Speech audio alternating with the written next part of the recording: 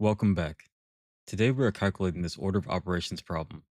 The square root of 16 divided by 1/4 times 4.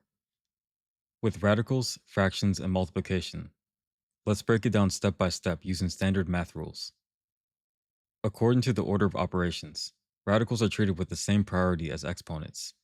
That means we must evaluate the square root of 16 before doing any multiplication or division.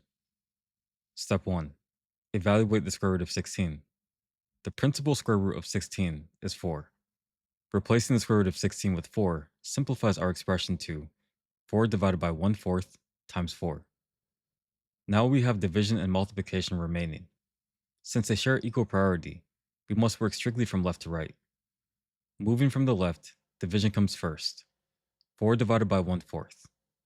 To divide by a fraction, we keep the 4, change the division to multiplication, and flip 1/4 its reciprocal, which is just 4 over 1, or 4. This turns 4 divided by 1/4 into 4 times 4. Step 2. Multiply 4 by 4. 4 times 4 equals 16.